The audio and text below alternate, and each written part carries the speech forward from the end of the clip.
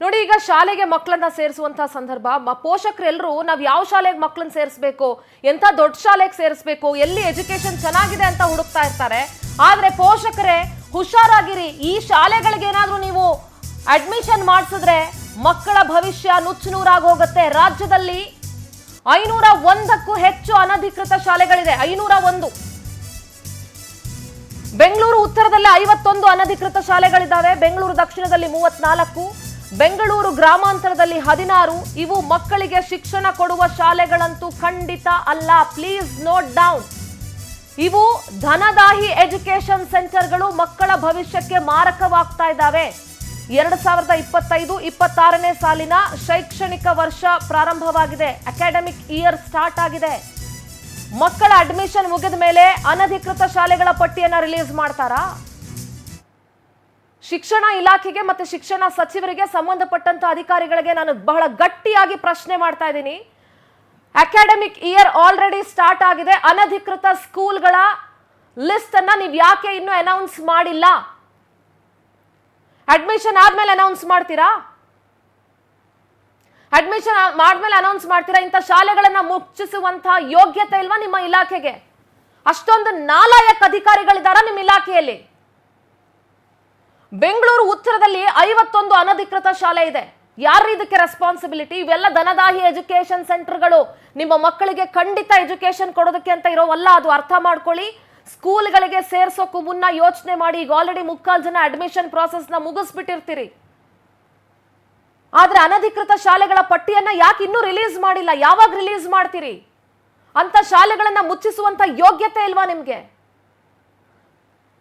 ಒಂದು ಕಡೆ ಒಂದೊಂದು ಸರ್ಕಾರ ಬಂದಾಗ್ಲೂ ಟೆಕ್ಸ್ಟ್ ಬುಕ್ಗಳನ್ನ ಚೇಂಜ್ ಮಾಡಿ ಮಕ್ಕಳ ಎಜುಕೇಶನ್ ಜೊತೆ ಆಟ ಆಡ್ತೀರಿ.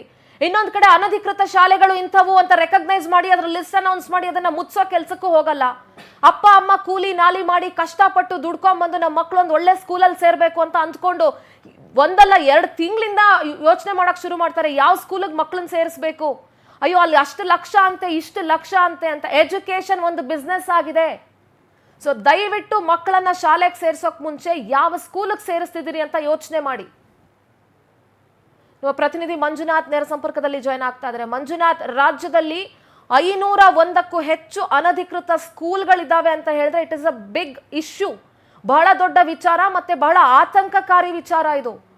ಯಾಕೆಂದ್ರೆ ಮಕ್ಕಳನ್ನ ಯಾವ್ದೋ ಮನೆ ಹತ್ರ ಇರೋ ಸ್ಕೂಲಿಗೆ ಸೇರಿಸ್ಬಿಡೋಣ, ಇಲ್ಲ ದೊಡ್ಡ ಸ್ಕೂಲಿಗೆ ಸೇರಿಸೋಣ, ಇಲ್ಲ ಒಳ್ಳೆ ಎಜುಕೇಶನ್ ಇದೆ ಅಂತ ಪೇರೆಂಟ್ಸ್ ಥಿಂಕ್ ಮಾಡ್ತಾರೆ. ಬಟ್ ಇಂಥ ಸ್ಕೂಲ್ಗಳನ್ನ ಮುಚ್ಚಿಸುವಂತ ಕೆಲಸವನ್ನ ಸಂಬಂಧಪಟ್ಟಂತ ಇಲಾಖೆ ಮಾಡಬೇಕು. ಬಟ್ ಅದಾಗ್ತಾ ಇಲ್ಲ. ಏನ್ ಹೇಳ್ತೀರಿ ಮಂಜುನಾಥ್?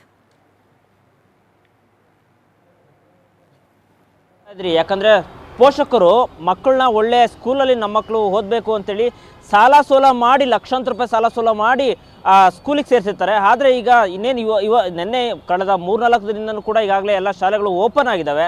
ಇವತ್ತಿಂದ ಮಕ್ಕಳು ಸ್ಕೂಲ್ಗೆ ಹೋಗ್ತಿದ್ದಾರೆ. ಆದರೆ ಇಂಥ ಸಮಯದಲ್ಲಿ ಪೋಷಕರಿಗೆ ಶಿಕ್ಷಣ ಇಲಾಖೆ ಭಿಕ್ಷಾಕ್ ನೀಡಿರುವಂಥದ್ದು. ಯಾಕಂದರೆ ಇಷ್ಟು ದಿನ ಕಣ್ಮುಚ್ಚಿ ಕುಳಿದಂಥ ಶಿಕ್ಷಣ ಇಲಾಖೆ ಇದೀಗ ಏನು ಎಲ್ಲರೂ ಪೋಷಕರು ಮಕ್ಕಳನ್ನು ಶಾಲೆಗೆ ಅಡ್ಮಿಷನ್ ಮಾಡಿದ ನಂತರ ಇದೀಗ ರಾಜ್ಯಾದ್ಯಂತ 501 ಅನಧಿಕೃತ ಶಾಲೆಗಳಿದ್ದಾವೆ ಅಂತೇಳಿ ಪಟ್ಟಿಯನ್ನು ಬಿಡುಗಡೆ ಮಾಡಿರುವಂಥದ್ದು. ಕೇವಲ ಪಟ್ಟಿಯನ್ನು ಬಿಡುಗಡೆ ಮಾಡಿ ಮತ್ತೆ ಕಣ್ಮುಚ್ಚಿ ಕುಳಿತಿರುವಂಥ ಶಿಕ್ಷಣ ಇಲಾಖೆಗೆ ಈಗಾಗಲೇ ತಜ್ಞರು ಮತ್ತು ಪೋಷಕರು ಮತ್ತೆ ಚೀಮಾರಿ ಆಗ್ತಿರುವಂಥದ್ದು. ಯಾಕಂದರೆ ನಾವೀಗಾಗಲೇ ಮಕ್ಕಳನ್ನು ಸ್ಕೂಲ್ಗೆ ಅಡ್ಮಿಷನ್ ಮಾಡಿದ್ವಿ, ನೀವು ಈಗ 501 ಅನಧಿಕೃತ ಶಾಲೆ ಅಂತ ತೋರಿಸ್ತಾ ಇದ್ದೀರಿ. ನಮ್ಗೆ ಯಾವ ಶಾಲೆಗೆ ತೋರಿಸಿದ್ವೋ ಅಥವಾ ನಾವು ಯಾವ ಶಾಲೆಗೆ ಅಡ್ಮಿಷನ್ ಮಾಡಿದ್ವೋ ಅಂತೇಳಿ ನಮಗೆ ಈಗ ಭಯ ಮತ್ತು ಆತಂಕ ಕಾಡ್ತಿದೆ.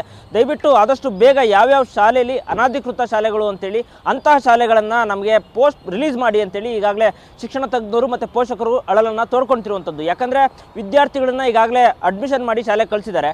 ಆದರೆ ಅವ್ರಿಗೆ ಇವಾಗ ಪ್ರಾಬ್ಲಮ್ ಆಗಿಲ್ಲ ಅಂದರೆ ಮುಂದಿನ ದಿನಗಳಲ್ಲಿ ಅಂದರೆ ಎಕ್ಸಾಮು ಬರೆಯುವಂಥ ಸಮಯದಲ್ಲಿ, ಸರ್ಟಿಫಿಕೇಟ್ ಪಡೆಯುವಂಥ ಸಮಯದಲ್ಲಿ ಮತ್ತೆ ಮುಂದಿನ ವಿದ್ಯಾಭ್ಯಾಸಕ್ಕೆ ಮಕ್ಕಳಿಗೆ ಸಂಪರ್ಕದಲ್ಲಿರಿ. ನಾನು ಮತ್ತೆ ಮಾತಾಡ್ತೀನಿ. Manjunath, I talk to you be online.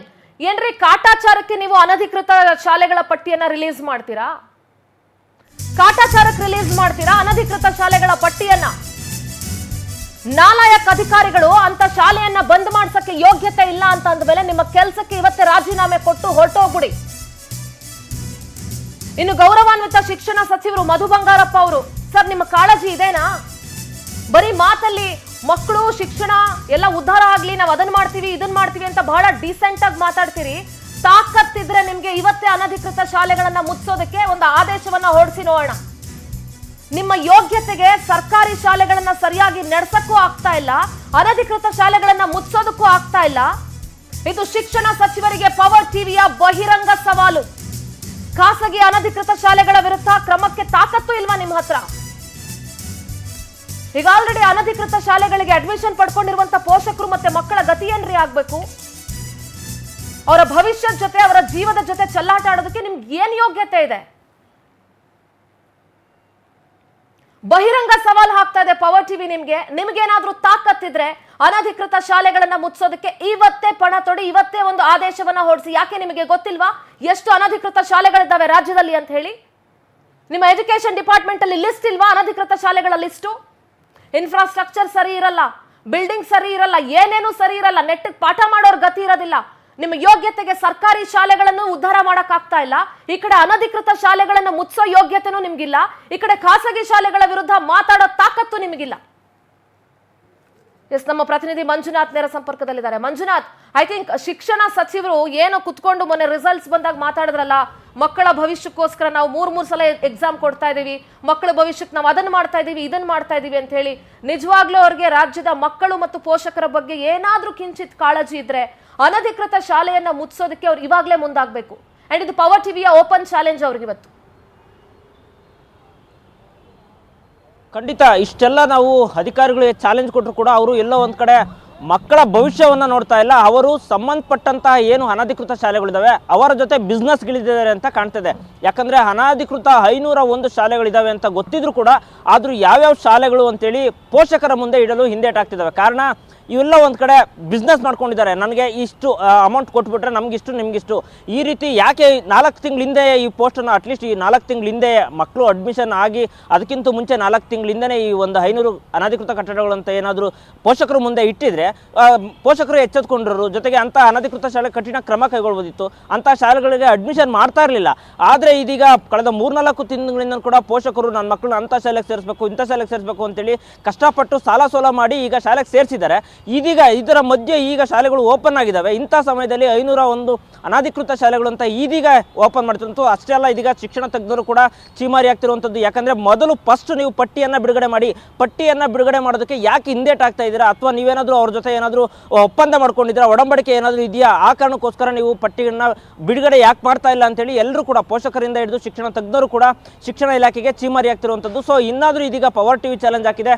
ಇನ್ನಾದರೂ ಎಚ್ಚೆತ್ಕೊಂಡು ಆದಷ್ಟು ಬೇಗ ಅಂತಹ ಅನಧಿಕೃತ ಕಟ್ಟಡಗಳನ್ನು ಏನು ಓಪನ್ ಮಾಡಿ ಜನರ ಮುಂದೆ ಇಟ್ಟು ಪೋಷಕರ ಮುಂದಿಟ್ಟು ಮಕ್ಕಳ ಭವಿಷ್ಯಕ್ಕಾದ್ರೂ ಶಿಕ್ಷಣ ತಜ್ಞರ ಜೊತೆಗೆ ಮಕ್ಕಳ ಭವಿಷ್ಯಕ್ಕಾದ್ರೂ ಆ ರೀತಿ ಓಪನ್ ಮಾಡ್ತಾರೆ ಅಂತೇಳಿ ಕಾದಿರಬೇಕಾಗುತ್ತೆ. ಸಿಂಧೂರ, ಥ್ಯಾಂಕ್ ಯು ಮಂಜುನಾಥ್ ನಿಮ್ಮೆಲ್ಲ ಮಾಹಿತಿಗಾಗಿ.